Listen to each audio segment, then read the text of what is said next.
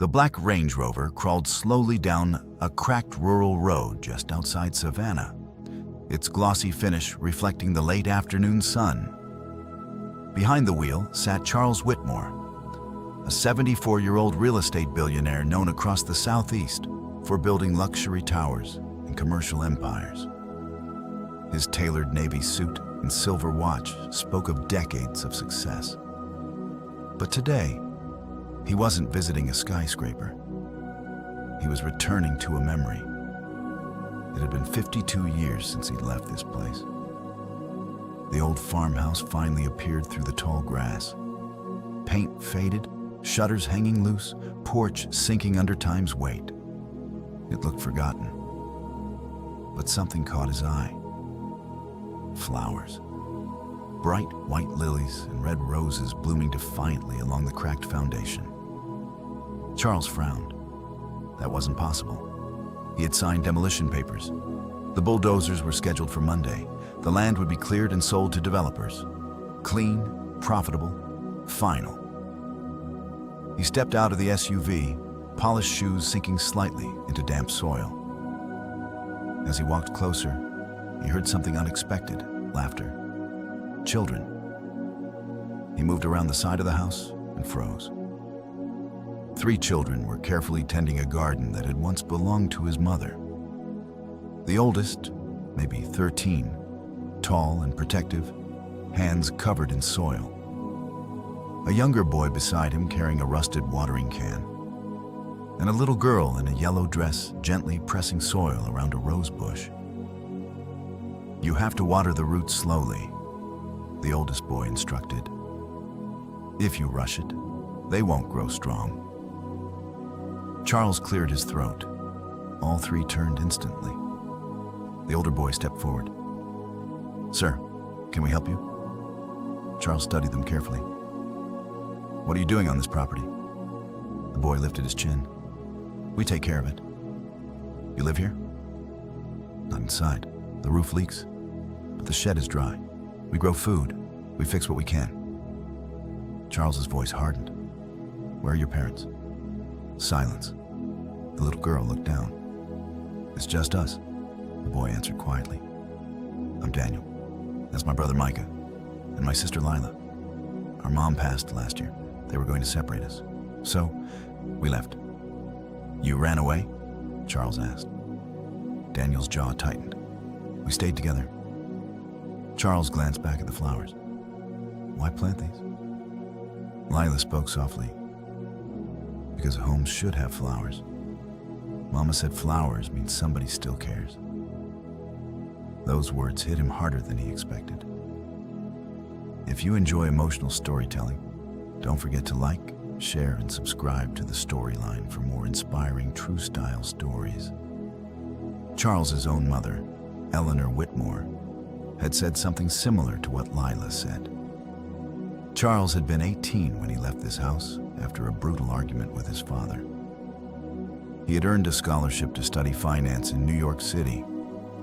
His father called him ungrateful, told him if he left, he shouldn't come back. And he didn't. Not when his father died. Not when his mother passed away alone 30 years ago.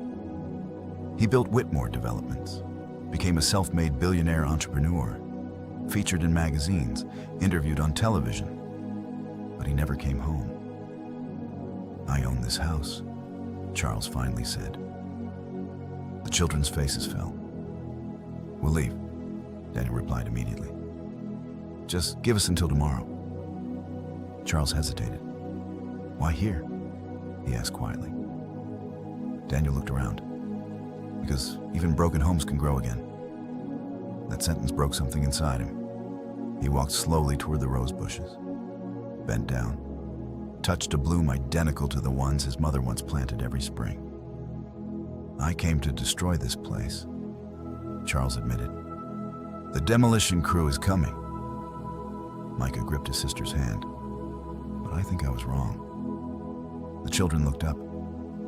"I chased success for 50 years," Charles continued. "Built towers taller than this town, but I forgot what mattered. And you 3, you kept this place alive." Silence. Then Lila stepped forward and held out a white lily. "For you," she whispered. Charles took it, hands trembling. At that moment, if this story is touching your heart, take 1 second to like this video. It helps more people discover stories about hope, redemption, and second chances. Charles pulled out his phone.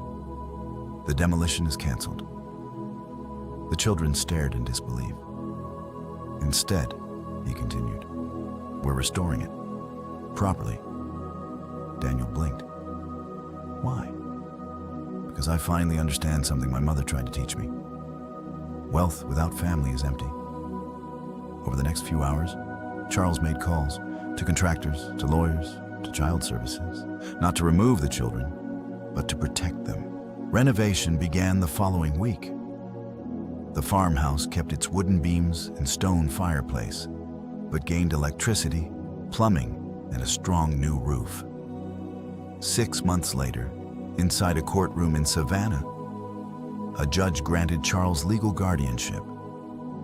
That night, they sat together at a brand new oak dining table in the restored kitchen.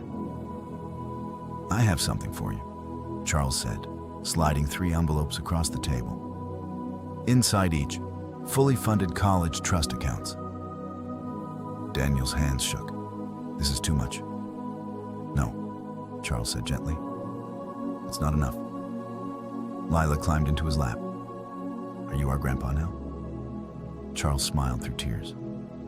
"If you'll have me." But there was one more surprise. While restoring the attic, contractors found an old tin box hidden beneath loose floorboards. Inside was a letter written in Eleanor Whitmore's handwriting, dated weeks before her passing. It read, "Charles, if life ever brings you back, remember this house was built with love. If you return, don't come back for the walls. Come back for the people." He folded the letter slowly, and for the first time in over 50 years, Charles Whitmore was home.